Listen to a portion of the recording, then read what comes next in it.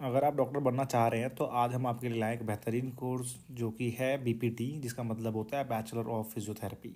तो आप इस कोर्स को करने के बाद एक फिजियोथेरेपिस्ट बनते हैं और एज एन फिजियोथेरेपिस्ट आप एक डॉक्टर कहलाते हैं और मेडिकल फील्ड में सर्व करते हैं। काफ़ी रिस्पेक्टिव फील्ड है, काफ़ी अच्छा नाम है इसके अंदर, काफ़ी अच्छा आप अर्न कर सकते हैं और आगे भविष्य में इसकी जो है डिमांड बढ़ने वाली है। तो अगर आप डॉक्टर बनना चाह रहे हैं और एक अल्टरनेट ऑप्शन में बीपीटी को आप रख सकते हैं। बीपीटी एक ऐसा कोर्स है जिसको करने के बाद आप एक डॉक्टर तो बनते ही बनते हैं, कल को अपना सेंटर वगैरह अगर स्टार्ट करते हैं तो इसके अंदर आप अच्छी खासी इनकम कर सकते हैं।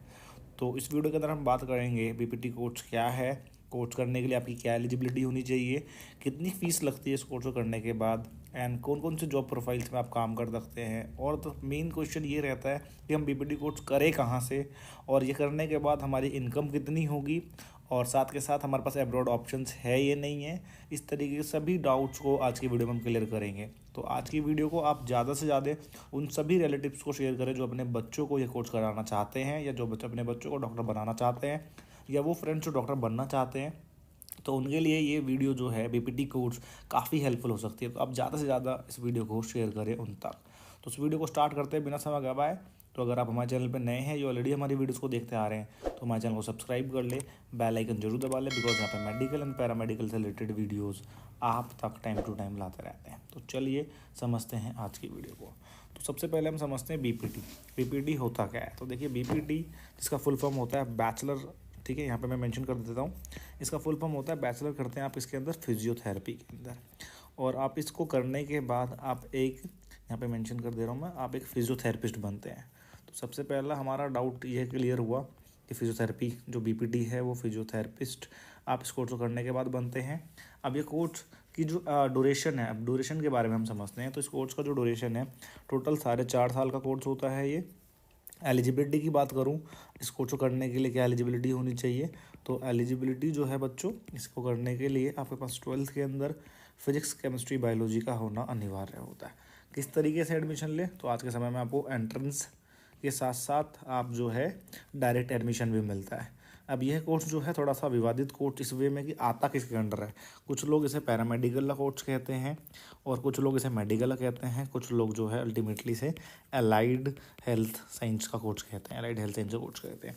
अब इसके अंदर बच्चों ये समझना है आपको, चाहे कोर्स किसी का भी हो, जो कोर्स करने के बाद आप एक फिजियोथेरेपिस्ट बनते हैं, आप अपने नाम के आगे डॉक्टर लगा सकते हैं और डॉक्टर लगाने के बाद कल को आप क्लिनिक वगैरह स्टार्ट कर सकते हैं, फिजियोथेरेपी सेंटर वगैरह जो है अल्टीमेटली स्टार्ट कर सकते हैं और करने के बाद एक अच्छा अर्निंग आप कर सकते हैं। अब क्वेश्चन उठता है कि सर वर्क क्या रहता है एज एन फिजियोथेरेपिस्ट। तो जो आपका वर्क अप्रोच रहता है, देखिए आप कुछ ऐसी थेरेपी है जिनकी मदद से जो है अल्टीमेटली पेशेंट की ट्रीटमेंट करते हैं। जैसे कि देखिए मैनुअल थेरेपी है, मैनुअल थेरेपी मैनुअली जो है अल्टीमेटली आप पेशेंट का ट्रीट कर सकते हैं, लाइक जैसे joint mobilization, soft tissue massage, trigger point release, stretching techniques, spinal manipulation, myofascial release, इस तरीके की टेक्निक की मदद से जो है पेशेंट को आप ट्रीट कर सकते हैं। तो ये मैनुअली होता है। हालांकि मैनुअली के अलावा और भी ऑप्शंस हैं, जैसे कि देखिए एक्सरसाइज थेरेपी मैं यहाँ मेंशन कर दे रहा हूँ, एक्सरसाइज थेरेपी। तो एक्सरसाइज थेरेपी में जैसे कि आप कर क्या कह सकते हैं, जैसे कि आप स्ट्रेंथनिंग एक्सरसाइजेस करा सकते हैं, फ्लेक्सिबिलिटी ट्रेनिंग करा सकते हैं, बैलेंस ट्रेनिंग करा सकते हैं, कोऑर्डिनेशन एक्सरसाइजेज होते हैं उन्हें करा सकते हैं, एरोबिक कंडीशनिंग करा सकते हैं, फंक्शनल ट्रेनिंग करा सकते हैं। तो ये आपके पास ऑप्शंस रहते हैं जो पेशेंट को कराते हैं और इसके थ्रू जो है अल्टीमेटली आपको रिजल्ट भी मिलता है। उसके अलावा और थेरेपीज़ है, लाइक आप इलेक्ट्रोथेरेपी करा सकते हैं, मैं यहाँ मेंशन कर दे रहा हूँ, इलेक्ट्रोथेरेपी करा सकते हैं। इलेक्ट्रोथेरेपी में जैसे कि अल्ट्रासाउंड थेरेपीज़ होते हैं, टेंस की मदद से, जो टेंस जो होता है ultimately transcutaneous electrical nerve stimulation की मदद से पेशेंट को ट्रीट करते हैं। या इंटरफेरेंशियल जो होता है थेरेपीज़ होती है, शॉर्ट वेव डायथर्मी होता है, लेज़र थेरेपीज होता है, हीट एंड कोल्ड थेरेपीज होता है, जो अल्टीमेटली इलेक्ट्रोथेरेपी के अंदर आता है। इन थेरेपी की मदद से पेशेंट को आप ट्रीट करते हैं। बाकी कुछ स्पेशलाइज्ड टेक्निक्स होते हैं, जैसे कि मैं कुछ डिफरेंट कंडीशन में, कौन कौन से कंडीशन, जैसे बैक नेक पेन के लिए कुछ स्पेशलाइज्ड कंडीशंस होते हैं, sports injury rehabilitation, post surgery recovery, neurologic rehabilitation, respiratory physiotherapy, paediatric therapy methods, ये जो है एक तरीके से स्पेशलाइज्ड टेक्निक की मदद से इन प्रॉब्लम्स को जो है हम अल्टीमेटली फिजियोथेरेपी की मदद से ठीक कर सकते हैं।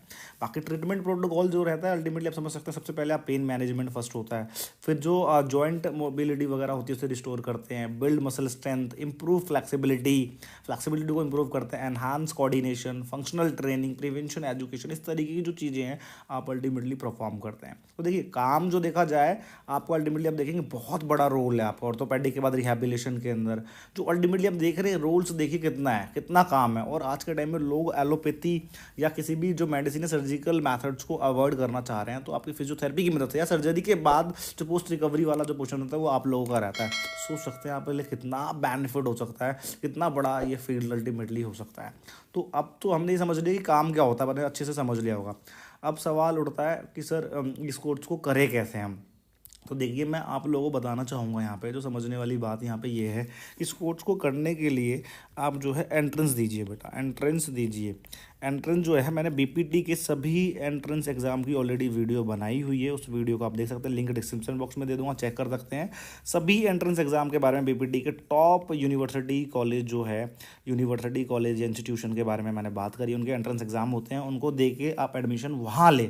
कोशिश करें बेटा बीपीटी जैसे बड़े कोर्स को यूनिवर्सिटी, एक गवर्नमेंट यूनिवर्सिटी जहाँ पे आपको एक अच्छा अल्टीमेटली क्या है मशीन्स वगैरह है इसके अंदर आप समझ सकते हैं, तो आपको ऐसा एनवायरनमेंट चाहिए सो दैट आप सीख सके, प्रैक्टिकल एक्सपोजर इसके अंदर ज़्यादा है। तो ये पूरा कोर्स जो है प्रैक्टिकल एक्सपोजर वाला है, तो आप इसके अंदर ऐसे एनवायरनमेंट से करिए, ऐसी जगह से करिए जहाँ पे आपको एक अच्छा एनवायरनमेंट, एक अच्छा फैकल्टी मिले, एक अच्छा डी का ट्रेनिंग सपोर्ट मिले, कल को प्लेसमेंट वगैरह अच्छा मिले। अगर आप करने वाले हैं तो इस फील्ड में करने के बाद काफ़ी बेस्ट कर सकते हैं। अदरवाइज़ अगर आप कहीं गलत जगह एडमिशन ले लेते हैं, गलत जगह मतलब इंस्टीट्यूशन वगैरह में एडमिशन ले रहे हैं, तो उस आप पीपीटी कर तो लेते हैं लेकिन नॉलेज ना होने की वजह से, स्किल ना होने की वजह से क्या है बेटा आप लोगों को आगे बड़ी दिक्कत होती है, पीपीटी करने के बाद आप खाली घूमते हैं।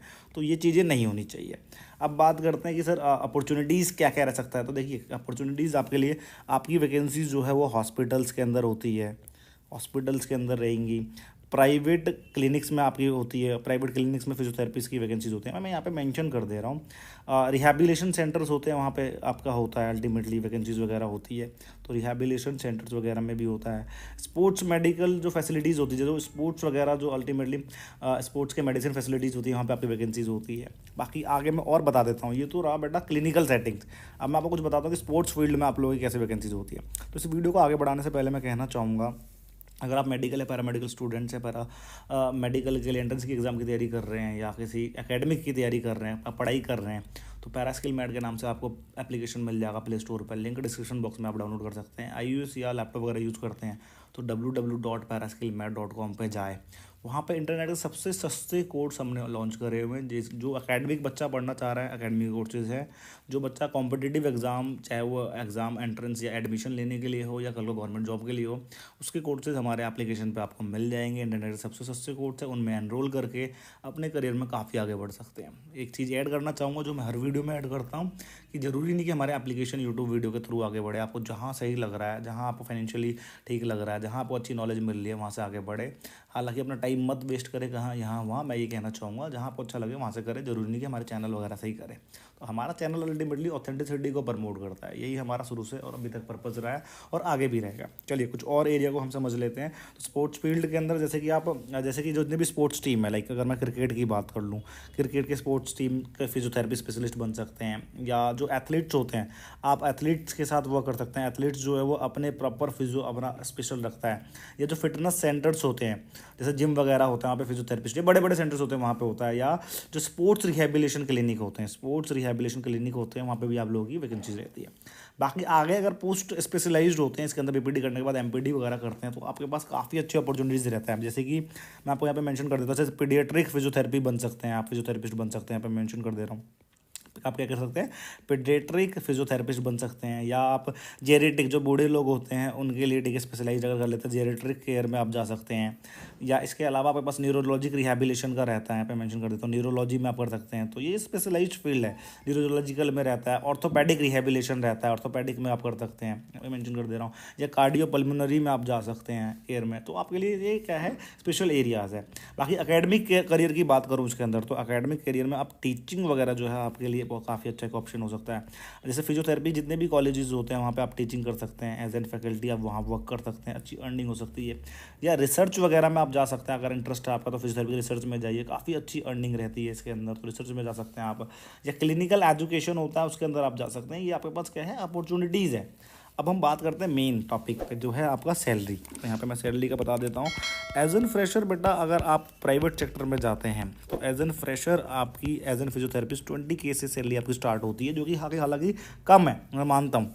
लेकिन एज एन फ्रेशर आप 20,000 रुपये से लेके 35,000 रुपये तक आप महीने का अर्न कर सकते हैं। बाकी अगर इसमें अगर होम विजिट वगैरह अगर आप स्पेशलाइज करना स्टार्ट कर देते हैं तो महीने का जो है 45,000 रुपये से लेके 80,000 रुपये तक अर्न कर सकते हैं। बाकी जैसे जैसे आपके पास एक्सपीरियंस आता है, एक्सपीरियंस आने के बाद इसके अंदर बेटा आप 80,000 रुपये से लेके 1.5-2 लाख रुपए तक आप इजीली अर्न कर सकते हैं। लोग कर रहे हैं, ऐसी बात नहीं कि नहीं कर रहे, कर रहे हैं। यही अगर मैं गवर्नमेंट सेक्टर की बात करूँ, गवर्नमेंट जॉब वगैरह में अगर आप जाते हैं तो आपकी सैलरी 45,000 रुपये से स्टार्ट होती है और 90,000 रुपये या 1 लाख रुपये तक गवर्नमेंट जॉब में भी आपको अल्टीमेटली मिल सकता है। तो सैलरी जो है बेटा वो डिपेंड करता है आप पे, आप कैसे हैं। अगर आप करने वाले हैं तो लिटरली इतना अर्न कर सकते हैं, नहीं करने वाले तो बेटा कोई आपको 10,000 रुपये महीने का भी ना दे, तो आप डिपेंड करता है आपने कहाँ से करा। अगर आपने डायरेक्ट कहीं से PPT कर ली है या कुछ कर लिया आपने, ऐसा आपके पास नॉलेज नहीं है, स्किल नहीं है, तो कोई क्यों सैलरी देगा। अगर आपके पास स्किल है, टैलेंटेड है, तो आपको जरूरत भी नहीं है।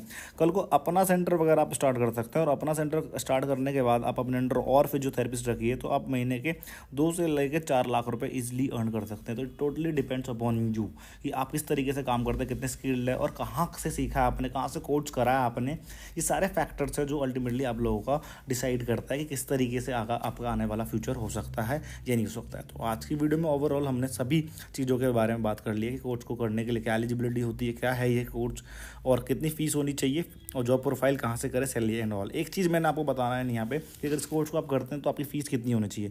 तो बेटा जब इस कोर्स को करते हैं तो कुछ ऐसे फैक्टर्स हैं जो डिसाइड करते हैं आप इस कोर्स के लिए, जैसे कि आप कहाँ एडमिशन ले रहे हैं, आप यूनिवर्सिटी में ले रहे हैं, कॉलेज में ले रहे हैं या इंस्टीट्यूट में ले रहे हैं। मैं ये कहना चाहूँगा BPD जैसे कोर्स में आप इंस्टीट्यूट में ना ही ले, क्योंकि इस हिसाब से आपको एजुकेशन नहीं मिलता, आगे कल को बड़ी दिक्कतें आती है। तो ये मेरी पहली प्रेफरेंस रहेगी आप लोगों के लिए, मेरी तरफ से प्रायोरिटी रहेगी कि बेटा इंस्टीट्यूट में ना ले। एंट्रेंस के थ्रू पूरी कोशिश करिए गवर्नमेंट में ले, गवर्नमेंट में अगर नहीं मिलता तो मैं प्राइवेट की फ़ीस वगैरह बता देता हूँ यूनिवर्सिटी कॉलेज की। बेटा मैक्सिमम फ़ीस जो है, मिनिमम बताता हूँ आपको 50,000 रुपये साल का हो सकता है, और मैक्सिमम जो है बेटा 2 लाख रुपए आपके साल के हो सकते हैं। तो यहाँ पे मेंशन कर दो 2 लाख हो सकते हैं। कॉलेज में बेटा मिनिमम फ़ीस जो है आपकी 45,000 रुपये हो सकती है, और 1.5 लाख रुपए आपकी अल्टीमेटली जो है मिनिमम मैक्सिमम अल्टीमेटली फ़ीस हो सकती है। तो ये रही बात फ़ीस की। बाकी अगर गवर्नमेंट में हो जाता तो नाम बराबर 5-5 हज़ार 10-10 हज़ार रुपये साल में आपका हो जाता है। इंस्टीट्यूट में बेटा BPD कोर्स के लिए आप ये मानिए कि अगर आपसे अगर कोई फ़ीस ज़्यादा ले रहा है तो डेफिनेटली ना करें। अगर आपको ये 45,000 रुपये वाला जो स्लैब है या 1.5 लाख तक, 1.5 लाख तो बिल्कुल ना दे, साल का आप अल्टीमेटली 45 से लेकर 60,000 रुपये तक अगर साल का ले रहा है तो आप BPD कोर्स करें, अदरवाइज़ ना करें। अगर क्योंकि बहुत ज़्यादा फीस हो जाती है, तो इसी फीस के अंदर आपको अगर अच्छी जगह मिल रही है कॉलेज यूनिवर्सिटी में तो वहाँ ले। तो ये रही फीस की बात। तो ओवरऑल हमने सभी चीज़ की बात कर ली इस वीडियो के अंदर BPD कोर्स के बारे में। स्टिल कुछ डाउट रह जाएगा तो आप कमेंट सेक्शन में हमें बता सकते हो, या डायरेक्ट हमें कॉल कर सकते हो, या आप अल्टीमेटली व्हाट्सअप पे आप हमें बता सकते हो आपके सभी डाउट्स को। आप जिस भी स्टेट से, सभी स्टेट का मैंने पैरामेडिकल एंट्रेंस एग्जाम के बारे में बताया हुआ है। स्टिल आप बोलोगे तो हम आपके लिए वीडियोज़ बना देंगे, सभी प्रोसेस बता देंगे किस तरीके से एडमिशन ले ना ले, सभी तरीके की डाउट्स जो है वो हम आपके क्लियर कर देंगे। तो मुझे आशा है कि आपको आज की वीडियो से पता लगा होगा BPD कोर्स के सभी डिटेल्स। मिलेंगे इसी तरह के इन्फॉर्मेटिव वीडियो के साथ नेक्स्ट वीडियो में। आज और अभी के लिए बहुत बहुत धन्यवाद।